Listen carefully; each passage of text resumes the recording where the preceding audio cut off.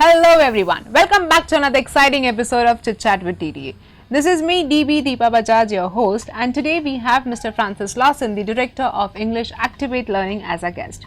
Francis has been a great driving force in the education industry since 1984, and he has been associated with City of Oxford College for a very long time now.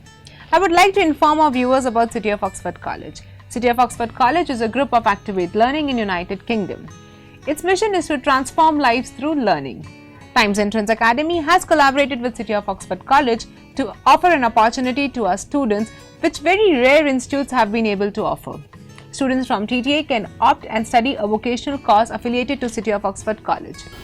Hello Francis, thanks for joining us on Chit Chat with TTA. It's a pleasure to be here.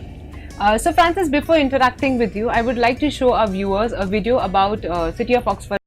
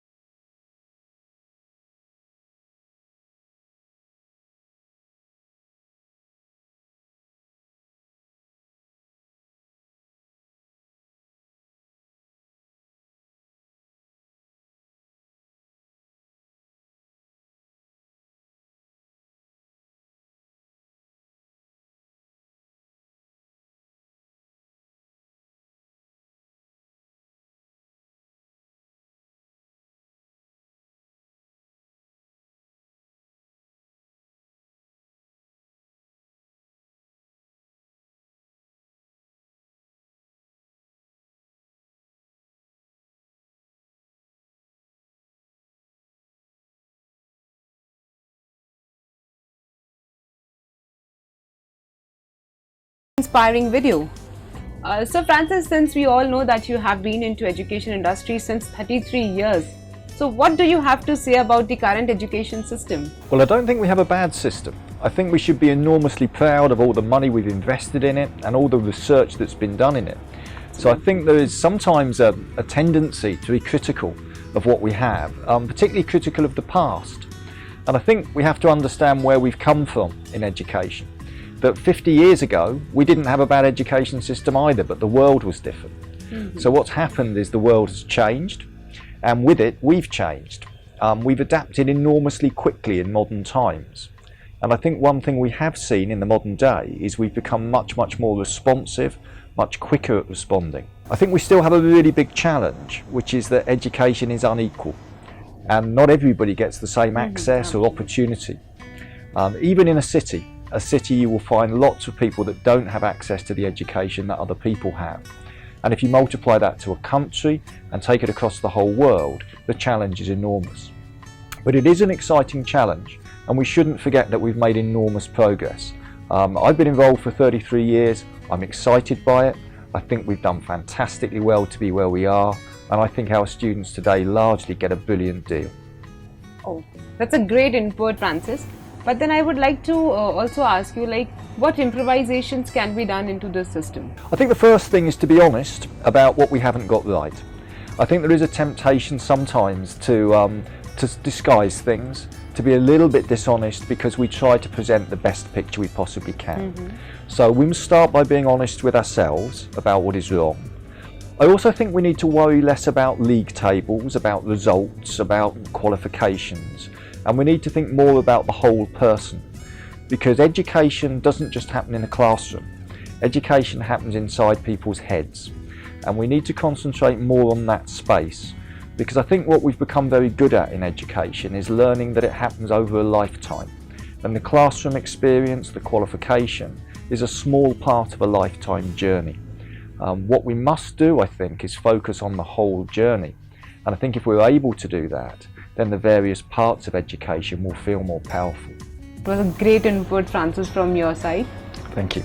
So, Francis, knowing after the inputs on education industry, I'm very keen to know about the City of Oxford College philosophy. Yeah, we have developed a unique learning philosophy that we believe challenges the traditional model of education. There has been a tendency to associate education principally with the brain, and the idea that only the most intelligent students will succeed, and that we need to work much harder to give people knowledge, and that over a period of time that knowledge will develop, and by gaining more knowledge people will become more successful.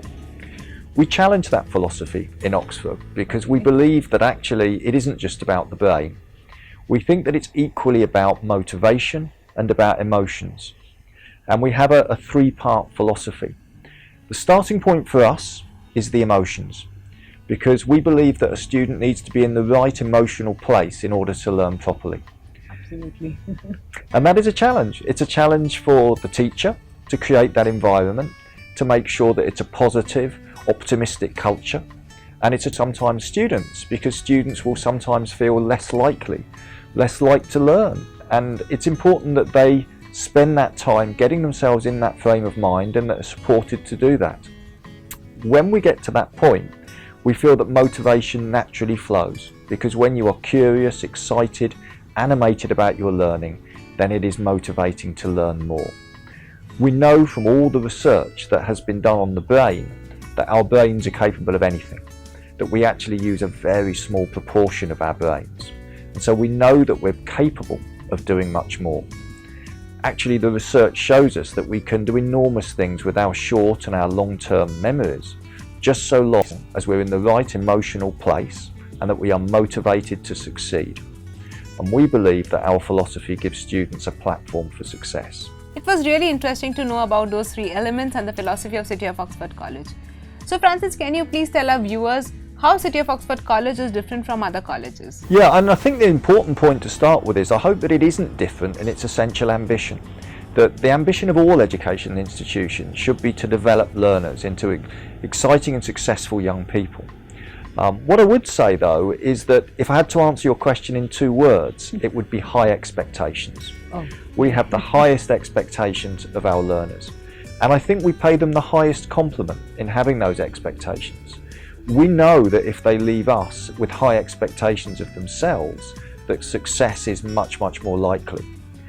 And I think if we're honest, we have to say that puts a tremendous challenge on ourselves. We do believe that we should worry less about what other people are doing. It's enough trouble worrying about your own college and getting your own college right. But we believe that the highest expectation pays the highest compliment, and students leaving will meet those expectations as long as we believe it's possible for them. So, Francis, if a student opts for any course affiliated with City of Oxford College, what advantage do you think he will hold after having an international certificate from City of Oxford College? Well, it's a great question because students ask this question a lot. And I think I would say that for a student, they have to start with saying the certificate, it's just a piece of paper. They should be proud of it. They should let their mums and their dads be proud of it. They should put it on their mantelpiece, and it is special, but it doesn't do the job for you. The students have to think to themselves, what do I want to get from that certificate? It opens a lot of doors for you, but you have to know which doors you want to go through. From us in the City of Oxford, what that certificate means is that you've done a course that you could have done in Oxford. It's of the same quality, the same value, and you can market it in the same way as you would if you had studied it in Oxford. We will write on your behalf, if you need us to say to any employer, any institution that deals with education, that we validate that course. Now, for some students, it might be that their ambition leads them to want to work in the UK in the future, and the course can help them towards that ambition. For some students, it might be that they want to do a course in the UK. For some students, they might want to visit Oxford. For other students, it might be a way of linking with students in Oxford who are doing the same course and have other aspirations. So we hope that every student will get something out of a City of Oxford qualification. But I think what we would say is don't expect the certificate on its own to do the job for you. You need to be proactive with it, decide what you want, and then absolutely the door is open. Absolutely. So I'm sure all the aspirants who are listening to this, they'll be having a strong reason to pursue a course and also opening new doors to their dreams. Yeah, I hope that's true. I hope that's true because it is about keeping doors open. Good education opens doors. And I think whenever we start to close doors, we start to see opportunities disappear. But I think I know about Times and Trends Academy enough to know that you open doors and that together with City of Oxford College, we will open more doors. So apart from the certificate, I understand students also need to have a growth mindset to move ahead in their careers. So how can a student adopt a growth mindset from a fixed mindset? Well, there is a view that some students have fixed mindsets and other students have growth mindsets. And that view says that it's our job to move students with fixed mindsets to become students with growth mindsets. But that is not my view. I would say that everybody has within them both fixed and growth mindsets about different aspects of their lives. And our job as educators is to find within students where they already have a growth mindset. Now that might be about something as far away from education as sport or music or something in their lives where they feel very positive. Their behaviours will be different, their attitudes and their confidence levels will be different. It's our job to encourage students to recognise that and then to work from that back towards the areas where they're less confident, where they're inclined to have a much more fixed mindset. And I think when we come to recognise in ourselves the tendency to move back towards fixed mindsets, then it's much easier to help others to move out of them. Because it's certainly true that everybody in their lives will face challenges and areas where they feel less confident. And there is a temptation then to retract to a fixed mindset. In recognising that and responding to it, we will help students move away from a fixed mindset towards a growth mindset and to enter the world as confident young people. So moving on to skills, I would like to know which skills would add to a career of a student? Like, is it a technical skills or soft skills? Well, I think it isn't an either or, they need both. And I think in some disciplines, technical skills are possibly more important than in others. So we know that in certain disciplines you have to work really hard at your technical skills, and I sometimes think hard skills in those disciplines are what the institution delivers most powerfully. We also know though that soft skills are essential to succeed in life. So we absolutely know that you can't avoid soft skills. So I would say the answer is students need both hard and soft skills, but skills alone are not enough. You need a personality, you need to be different, you need to be special. You need resilience and you need optimism. So I would say hard skills, soft skills, and work on that personality, work on the way you come across, on your confidence, your optimism, your approach to life, because that is tremendously powerful, particularly in interview situations. So since Francis, we are into vocational education, can you please tell our viewers what is the scope of vocational courses in coming future? Well, the scope of vocational courses is enormous. You can study pretty much anything. And I think one should always start with the word vocation. Vocation means a calling. It means you are called to do it.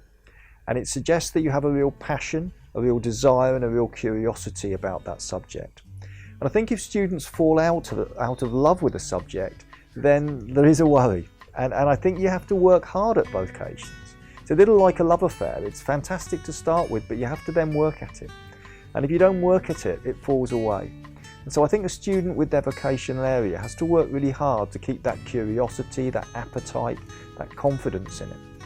And I think in doing that, you will develop other skills, because there are students that will go forward and work in many, many different careers in a lifetime. Some of the teachers here have done that. They've moved from one vocation to another vocation.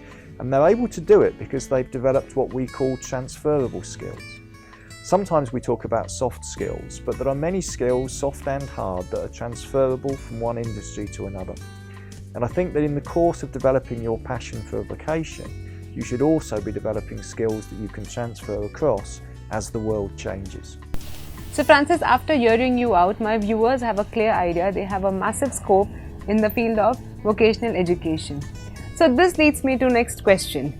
What made City of Oxford College collaborate with TTA, and how my students are going to get benefit out of it? Well, to start with, I think we were drawn by your mission, by your vision. It's a really, really clear vision. And we think it's really close to our vision and our learning philosophy. So we believe that you have a belief in students in a very holistic way, that you don't see them just in terms of the qualifications, that you see them as whole people. We particularly like the fact that you look at the beginning and the end of your courses so closely. I think the real value of a college, the real test of an outstanding college, is what the college does to support the student when they don't have to. And that's really at the very end of the course when the student goes into work. We're so impressed by the value you give to your students when they go to work. In terms of collaboration with the City of Oxford, our view is that in the future students will all work internationally. We think they may live in India, but they will work internationally. They'll have international markets, they'll have international customers and clients, and they'll be very conscious of international influences within India. So we believe that the collaboration will support those students in their future careers and in their lives. We also think it will support students in England, because we're very, very conscious of India as a developing market. We're very, very conscious that many people from England come to India to work. We're conscious that the business model now involves India very centrally, and we see India as an enormously important country in the world. So we think for both your students and our students, it's an opportunity that will grow. I'm sure Francis students will benefit from this big collaboration of City of Oxford College and TTA. I would also like to know, what do you have to say about the philosophy of TTA? Well, I think the philosophy of TTA is tremendously challenging, and I think that's what makes it so exciting. It's a very ambitious philosophy, and it takes as its starting point that students can achieve all of their dreams, anything that they want to achieve. And it probably believes more of the student than the student believes of himself. And that's a really very powerful and compelling vision. And I think what has impressed me particularly in visiting all of your centres is that every centre offers the same amount of opportunity to students, even down to the tiniest detail. You'll see it in the colour schemes, you'll see it in the quotations, you'll see it in the approach, and you'll see it in the passion and the commitment of the staff. And whilst initially we were drawn to your vision and to your mission, more latterly we've been drawn to your people. And we do believe that your people are so passionate about their students, they care so much about the people that they teach, that will give students the opportunity to grow to become the people that they can be. It's really wonderful to know that you're impressed with the quality and the equality provided by TTA. I hope, Francis, you're enjoying your stay over here. Absolutely. So how has been your visit to TTA centres, and how has been your experience working with TTA till now? It's been inspirational. I think for me it's been an enormous learning experience. I've been welcomed everywhere I've gone, and I've felt that I've learned a tremendous amount from your students, from your teachers and from your managers. I will take that back to Oxford with me, and I know that we will learn from you in the future too. It's also important to say that our students will learn from you in England, and we hope that that collaboration will grow for the centres in the future. We do know that we value enormously the market here, and we understand that India is such an important part of the growth in the future, and we understand that UK and India will work much more closely together as countries in the future, and so as educational establishments we're mirroring that. It was wonderful hearing you out, Francis. So to know more about you, I would like to have a quick rapid fire round with you. Okay. So the first thing comes in your mind when I say education. Challenging, and that's why we love it. Okay. City of Oxford College. Family, home. TTA. Innovative and I think forward thinking. I'm very keen to know on this, your life as a student. A long time ago. Your life as a director. Better than working for a living. Okay. Favorite book. Favourite book, I have two books. The Gift of Rain, which is a Malaysian novel, Tan Tuong Eng, and also the Poisonwood Bible. Okay. India. Cricket, and of course Sachin Tendulkar. Career. A journey, an adventure. Okay. Success mantra. Be honest with yourself. Ideal work day. I'll let you know when it happens. Favorite sport. Football. Ideal holiday. Caribbean island. The last one, role model. I'm going to pick Michelle Obama because I think she does something very difficult, which is she lives in the shadow of a powerful man, but she is herself a leader and an influencer, and I think it's really important that we have people that lead quietly, and I think she does it wonderfully. It was really quick and witty with you, Francis. So before ending up the session, I would like to have a 3 piece of advice for my viewers from your side. Yeah, I think the starting point is be honest with yourself. I think it's very difficult to do that sometimes. I mean, there are lots of temptations not to be honest. And I think sometimes we have to look deeply within ourselves to understand ourselves better. So I think that would be my starting point. The second thing I would say is always believe you can learn from other people. It's sometimes possible that we look at people and we don't think we can learn from them because they're too old, or because they're different from us, or because they come from somewhere else. But actually you can learn from everybody. And you should learn from everybody because everybody you meet is a chance, an opportunity to develop as a person. I think the third and final piece of advice I would offer is to value what is difficult. If you're always succeeding, always doing well, then actually you're not challenging yourself enough. And what you have to value are the things you're finding tough, the things you're working hardest at, because that's where the learning lies. And in the future, that's where you will really develop. Sometimes the temptation is to do the opposite, but I would say value what is difficult, that is the future.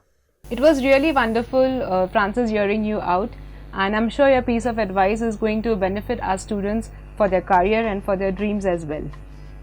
Thank you for joining us for this session. It's been a pleasure. To sum it up, when opportunity doesn't knock your door, just build it. I hope you guys have enjoyed this session. All the best for your future.